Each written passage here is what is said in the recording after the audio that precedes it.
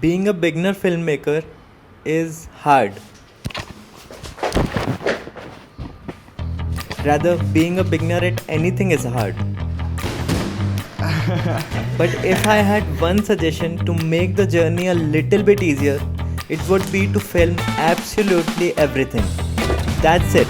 The only way to improve is by creating again and again. No amount of tutorials or films can replace real world experience. Every shot you take, every mistake you make, and every experiment you try will teach you more than hours of theory ever could. So grab your camera, start shooting, make some mistakes, make some bangers, but most importantly, enjoy the process. That's how great filmmakers are made.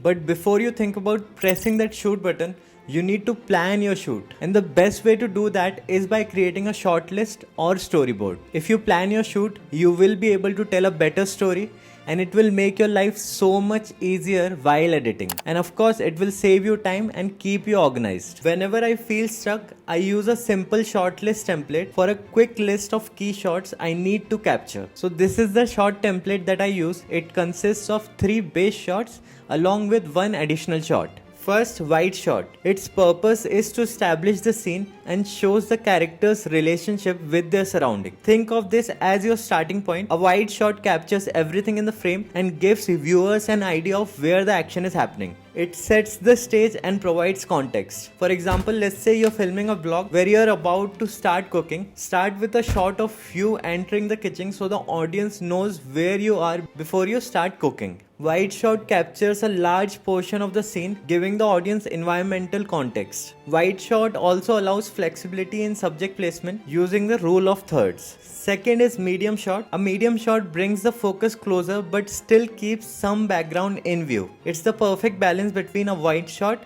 and a close-up shot. It's important because it keeps things natural and makes the video feel more personal. You can use a medium shot when you're talking to the camera or demonstrating something. For example, if you're filming a workout, switch from a wide shot to a medium shot when you're starting the exercise. This keeps the focus on you while still showing enough of your surroundings. It frames the subject from waist up, highlights interaction between the subject and the environment, and it can also be used to introduce a new character or set up the next shot.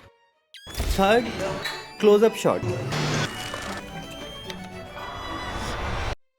A close-up shot emphasizes key details, emotions, or actions. A close-up shot zooms in on something important like a person's face, hands, their eyes, or an object. It draws attention to emotions, reactions, or key details that might be missed in a wider shot. Close-up shot makes moments more emotional and engaging. You can use it when you want the audience to focus on something specific like facial expressions, hand movements, or important subjects. For example, you can use a close-up shot of your eye when you are working to show that you are really indulged in the project. And fourth, additional shots. Additional shots add variety based on storytelling needs. Extra shots make your video more dynamic and engaging. You can switch between different angles, take another close-up, or shoot from a new perspective. It's important to use additional shots to keep the video visually interesting and prevents it from feeling repetitive. More options for additional shots are another close-up to highlight details, a medium shot for continuity, a wide shot for transitioning or scene changes, or a combination of the 3 for dynamic storytelling. For example, if a character is leaving a scene, I might use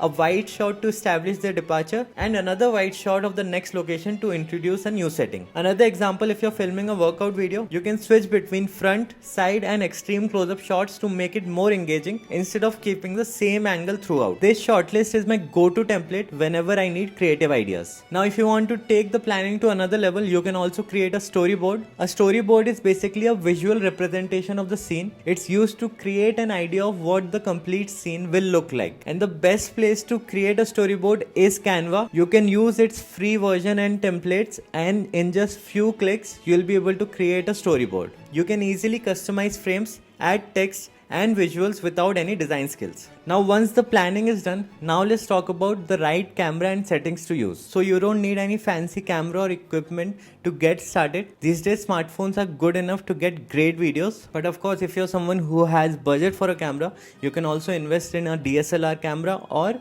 mirrorless camera. I have Sony ZV-E1, which is really good for recording YouTube videos like these and even vlogs. Apart from that, I have GoPro Hero 8, which is an action camera, and I also use my iPhone 13 to record videos from time to time. Again, you don't need these expensive cameras to create good videos. Even a budget-friendly setup can look professional if you master few things. Even after getting a camera, a lot of it comes down to understanding camera settings. So there are 4 main things that you need to understand: frame rate, shutter speed, aperture and ISO. So for frame rates, shoot at 24 frames per second, which is ideal for a talking head video like this one. And if you are shooting B-roll, you can shoot at 50 fps or even 120 fps if you want slow motion. Next, shutter speed. For talking head videos, shutter speed is usually twice of frame rate. So let's say if you are shooting at 24 or 25 fps, then the shutter speed will be 1/50th of a second. This will create a natural movement without the footage feeling choppy. Next, aperture or f-stop.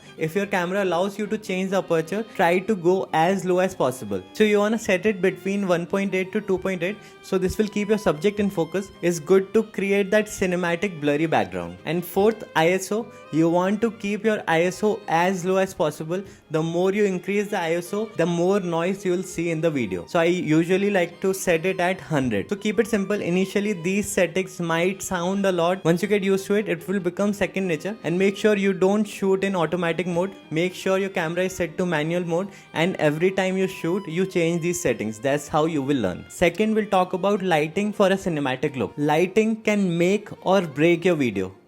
Seriously, even if you have the most professional camera, bad lighting can spoil your video. So here's how you can set up your lighting. I'll turn all the lights off to display it. So first, you need to turn all the lights off and then turn on the key light. So first is your key light, which is the main source of light. You have to place it at almost a 45-degree angle to your face, which will create a shadow on the other side, which will create a depth and cinematic look. If you place it right behind the camera, it will look flat. So ideally, I would suggest you place it at almost 45-degree angle. Next is fill light. A fill light is a secondary light usually used to reduce the contrast created by the key light. Fill light is used to create a balanced and pleasing image. Next is backlight. It is to create a depth in your shot and separate the main subject from the background. After this, you can add small lamps in the background like I have added to create a bokeh effect. Now few things to note. I am using the key light at a 30% intensity to maintain that soft look. You can also use a soft box to do that,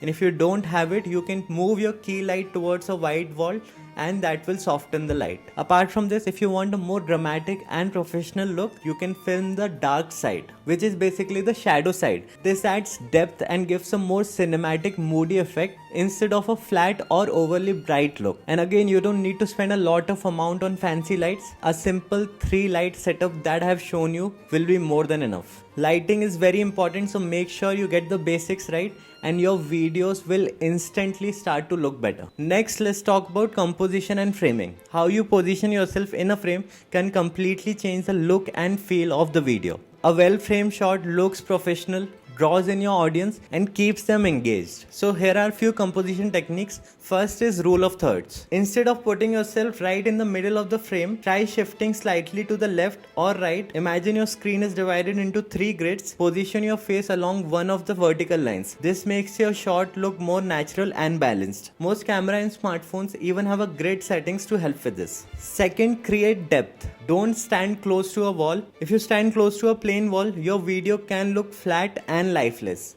Instead, step a few feet away and add a background element like plant, lamp or shells. This creates separation between you and the background, making your shot feel more dynamic. And third, use negative space. If you're slightly off center, make sure you're facing the open space in the frame. This gives a sense of direction and makes your shot feel more natural. If you face the edge of the frame, it can feel awkward and cramped. Fourth, camera movement. A static shot is fine, but if you want your videos to feel more dynamic, you need to add movement to them. Now, of course, if you are filming yourself alone, then you can use a tripod, and then in post-production, you can add zoom ins and outs. But if you have someone to help you out, some movement with a gimbal or a tripod can really make your video feel more premium. Movement shots feel more dynamic and engaging. Fifth, background and set design. Your background is not just about what's behind you, it's a big part of how professional your video looks, especially in talking head videos. Keep it simple, a bookshelf looks really professional, especially in educational videos like this one. You can also add small lights like the one I have added here. It can create that blur bokeh effect. Apart from that, use colors that complement each other. It does not need to be fancy, just clean and balanced will work fine. Sixth, editing and color grading. You can color correct and grade the clips depending on what mood you're going for. If you want more control while color grading, you can shoot in a flat profile, which will give you more freedom to color grade the clips. Apart from that, you can add a vignette so that the subject is in more focus, boost contrast for a cinematic look, and reduce saturation by a bit. The goal is to create a natural looking tone. And some final tips for cinematic look: use natural lighting whenever possible. Ideally, early morning or evenings are really good time to shoot during golden hour. And of course, it looks great and does not cost you anything. And last, learn by doing. I used to watch a lot of similar tutorials and videos. Of course, they might give you the knowledge in theory, but the more you try, more you learn. If you see my past videos, you can clearly see how I have improved video by video. If you see the lighting in my initial videos, it's too overblown, too much is happening at the same time. So the idea is to improve a little bit in every video. So keep learning, keep experimenting, and most importantly, keep creating.